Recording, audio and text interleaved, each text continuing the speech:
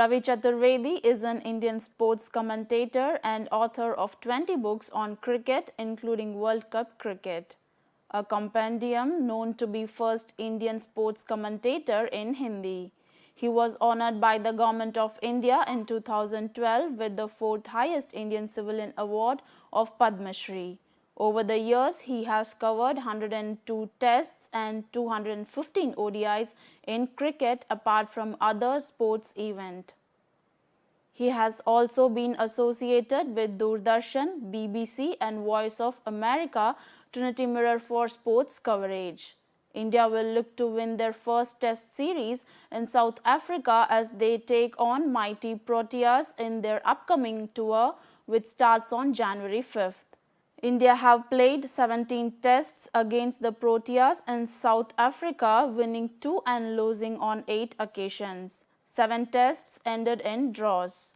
India will play 3 tests and the first test beginning on January 5th in Newlands, Cape Town. Ravi Chaturvedi, the Indian sports commentator, in an exclusive interview with our Trinity Mirror TV, elaborates the plus and minus comments on the outcome of the forthcoming Indian tour of South Africa. Here we telecast his views in this special cricket bulletin.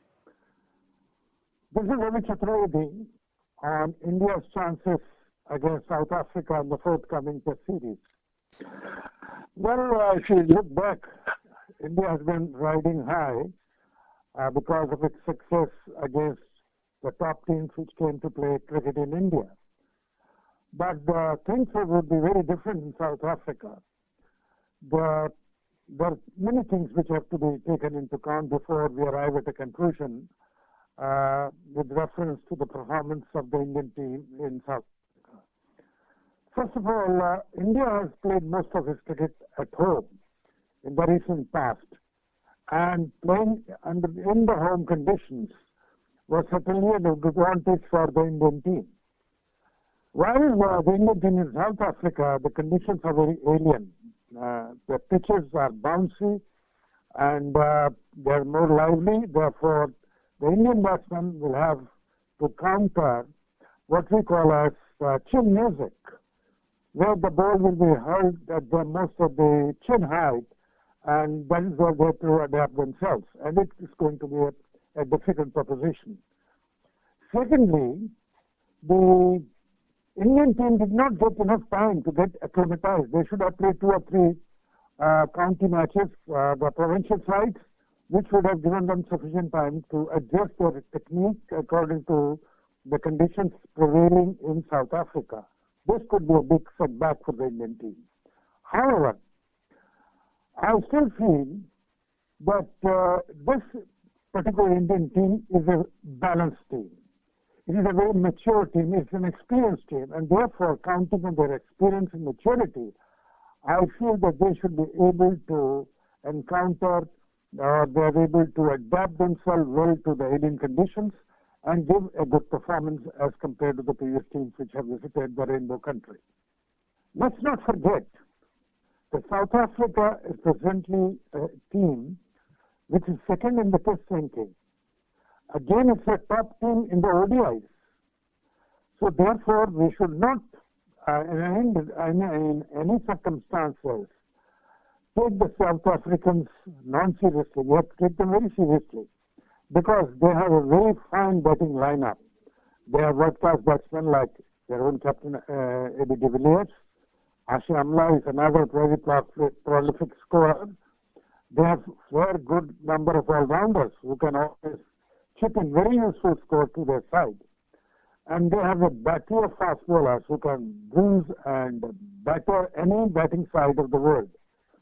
And they have also able spinners, very good spinners. They are wily spinners like Imran Tahir. Then you have Keshav Maharaj. They are very good spinners, and therefore they can make use of the spinning tracks very well.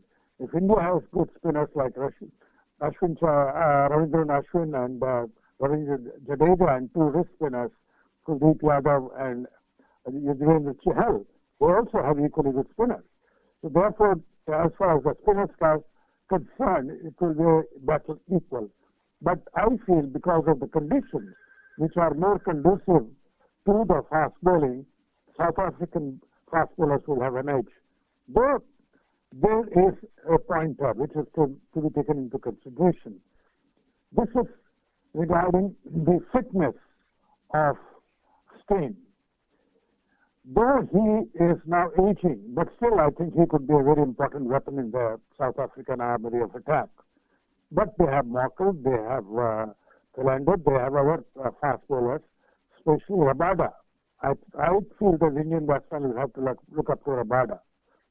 However, with all the experience that the Indian players, the maturity that the Indian players have acquired over the years, I think they should be able to give a good account of themselves. Well, there's talk about that India not having a fast bowler. I will say that the furious fast bowler who can bowl at speed of 116 or more.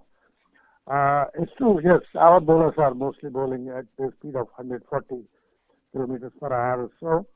But let's not forget, the pace is important, but at the same time, the conditions which the pace bowlers employ. Say, for example, Bhuvneshwar. He's a medium pace bowler, but he uses good length and line, probes the batsman outside the off stump, and that's where he gets an early breakthrough for India. Now, what is needed is not essentially the pace, but also the abilities of the bowler to use the seam, and when the ball gets rolled, how well they can use the conditions to cut the ball. So these are the two very primary ingredients in the armory of a fast bowler which he uses. I can say another example. If you look at the great fast bowlers like Dennis Lilly or Michael Holding, whom I have watched from very close ranges, Michael Holding and Dennis Lilly, in their initial spell, they were very fast bowlers, but they learned with experience. They cut down on their speed and concentrated on mental line, probing the batsmen into their weaknesses, and that's where they succeeded.